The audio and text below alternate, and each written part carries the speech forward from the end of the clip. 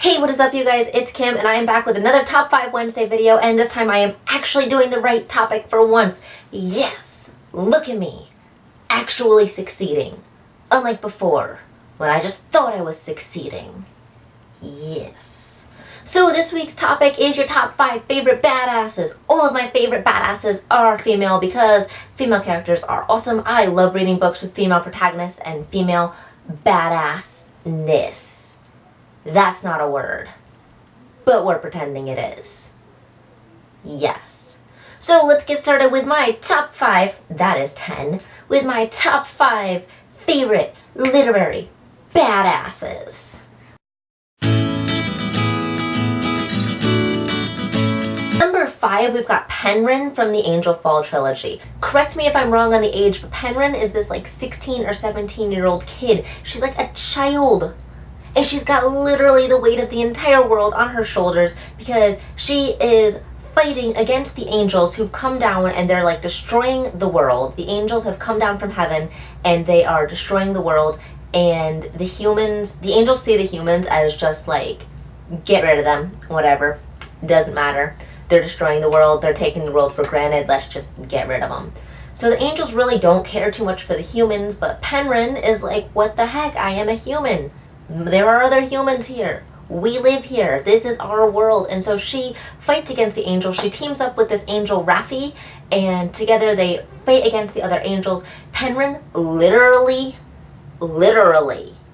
goes to hell and back to save the world and to save her sister and to save her mother and to save everything good and everything that she cares about. And she believes, and she's right, that humanity is overall good, and she doesn't want to see humanity get wiped out by the angels. Like, she doesn't think that that's fair, and she doesn't think it's right.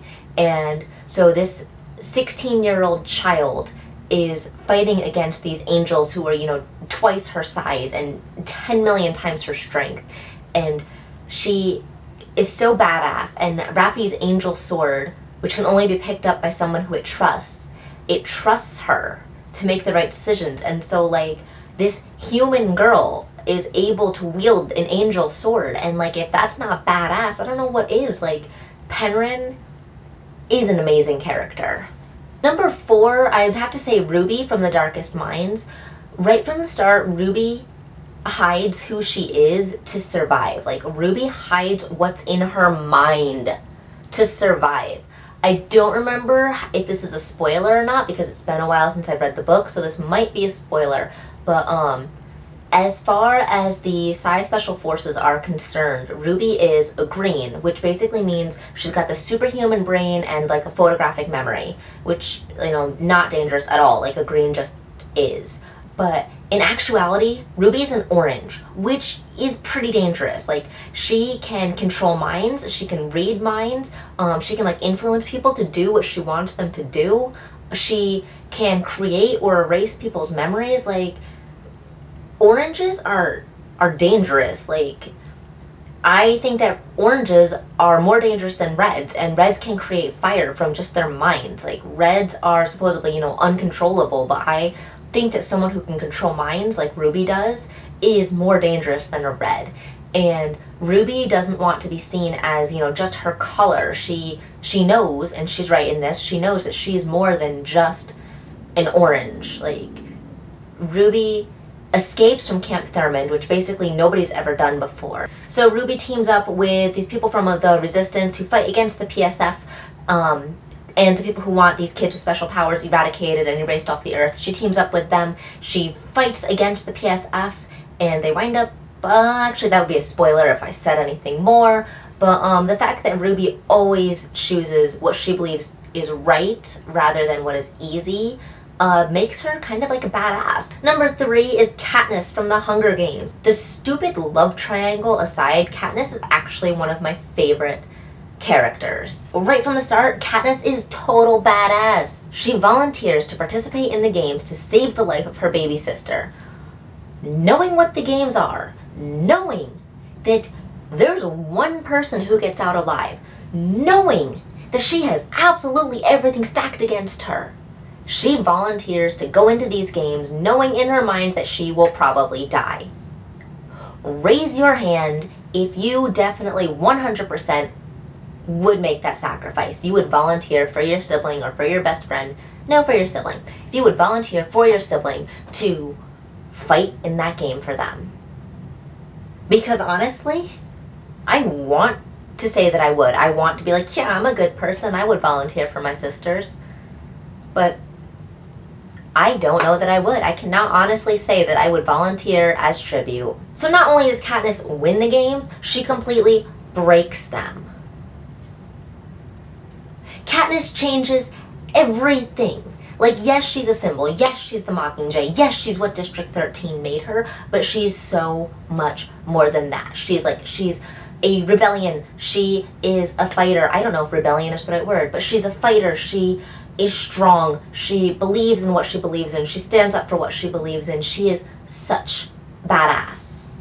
Number 2, I'm going to say Max from Maximum Ride. Max is 14 years old. 14. That's a child. That is a little teeny tiny baby child. And she's got the weight of the world on her shoulders. Her little genetically engineered, genetically modified, genetically created, however you want to say it, shoulders. Like, Max's mission is and has always been save the world. You know, save the world, Max. That's her thing. The screens showed her, the Ouija board told her, save the world, Max. That's what she's got to do. She's got to save the world. It is stop the sky from opening up and exploding. Because that's a thing that happens. And we all just accept it. You could put her in any unfair fight and she would still come out on top. Max against the Whitecoats, Max wins. Max against random deep sea underwater creature things, she wins. Max against the Erasers, she wins. Max will always win. And so, like, aside from this fight against the Whitecoats, the Erasers, literally everything in the world, you know, Hans, whatever his name is, I don't remember. Hans Gunther Anderson, I think is the name. I was gonna say Hans Gruber, but like that's from American Horror Story, I think. But Max has to look out for her family, her flock.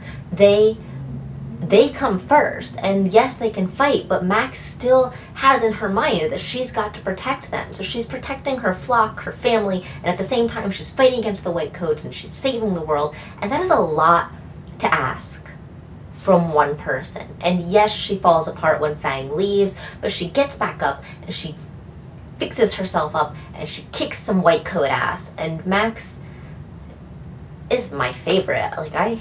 Max is amazing. So my camera decided to be super awesome and stop filming before I could do my number 1. So that's a thing. My number 1 favorite badass is Hermione Granger from the Harry Potter series. Hermione is everything. If Hermione Granger isn't your fave, then you're reading the books wrong. Like, sorry, I don't make the rules, but that's the way it is. Yeah. Harry and Ron would not have survived at all without Hermione. The book series would have been 1 book long because Harry and Ron would have died at the end of the first book when they're trying to go through that logic puzzle with the potions, and they would have just read the clues and been like, I don't know. Let's try this one. Hashtag dead.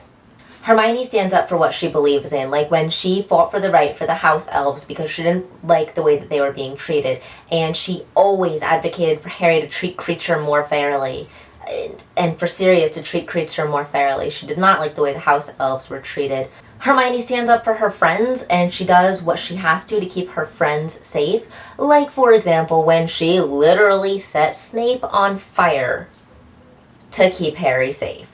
Another thing that I absolutely love about Hermione is the fact that she does what's best for the group or for the whole rather than just what's best for herself. Like when she erases her parents' memories, she completely erases herself from their lives, knowing that there's a really good chance she's not ever going to get those memories back for them. She erased herself from her parents' life to keep them safe and to keep them alive and to keep anyone who may have associated with them safe and alive, and she sent them to Australia to kind of to keep them away from the Death Eaters and from you know who and from everything. And she just did it, like no questions asked. She just did. Hermione is one of my favorite characters ever in the universe, and she's the biggest badass, and it's fantastic. J.K. Rowling wrote a fantastic character with Hermione Granger, and Emma Watson did wonderfully portraying her in the films as well. So that is it. Those are my top 5 fave badasses, and yeah, go ahead and comment, like, subscribe, do all that cool stuff. Hit that like button, please. Be really nice of you. And yeah, that's it. Thank you for watching, thank you for subscribing, thank you for being amazing. I love you all, and yeah, bye.